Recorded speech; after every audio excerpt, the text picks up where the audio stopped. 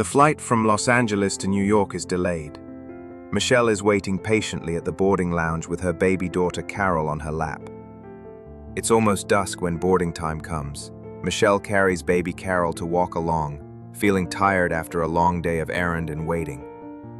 It's a narrow-body aircraft for a 5 hours flight. Michelle gingers through the aisle with Carol in her embrace. She settles herself down at her seat. Carol is also exhausted, almost falling asleep at her chest. Another passenger on this flight is Jonathan, CEO of a famous hotel chain, sitting in first class. Michelle doesn't know him, but destiny will bring them together soon. All passengers boarded. The flight is almost full, and it soon takes off. Baby Carol is restless in mid-air. She starts to struggle and cry. Michelle has to walk her along the aisle in soothing her.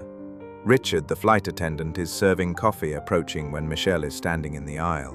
Being obstructed, the short-tempered Richard rudely instructs Michelle to get back to her seat. Ma'am, get back to your seat now. The surrounding passengers are startled and disturbed by Richard's bad manner.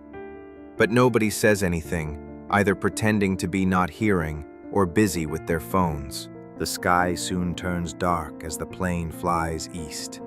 Baby Carol starts crying again.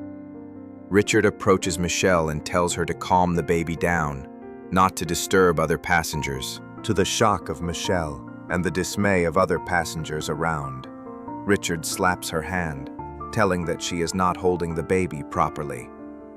Still, no one says anything, all refraining from getting involved, although inhuman behavior is clearly unfolding right in front of their eyes. Jonathan, in first class, witnessed everything. He rises from his seat and walks to the back end. As his towering torso approaches, the silent passengers are now expecting something dramatic will happen. Jonathan approaches Michelle to check on her and baby Carol. Michelle is clearly unsettled from Richard's humiliation. He then confronts Richard and questions him how can he treat a passenger, a mother with a child to care, so rudely. Unabashed and annoyed, Richard told Jonathan to get back to his seat, that he is in no position to intervene. Undeterred, Jonathan said every human with a conscience should intervene, and as CEO of a hotel chain, he would immediately fire any staff who behaves like how Richard did. Then Jonathan turns around and speaks up authoritatively. I have every right as a human being to call out abuse when I see it, and so does everyone else on this plane. Shame on you, and shame on all of us for staying quiet until now. After the commotion, Jonathan walks back to his seat. Some passengers nod slowly as though admitting guilt. Michelle holds Carol tighter together, her tears now mixed with relief. For the first time since boarding, she doesn't feel entirely alone. Back at his seat, the unacceptable behavior of Richard lingers in his mind. Jonathan is determined to report the incident to the airline.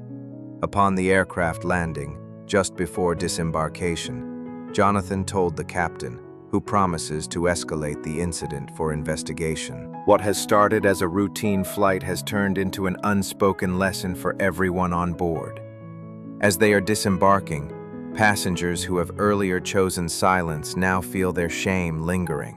Michelle catches up with Jonathan at the arrival hall to thank him.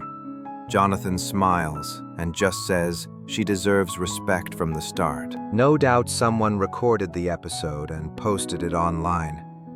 The incident went viral with headlines. The airline issued an apology, also announcing the suspension of Richard for investigation and disciplinary action.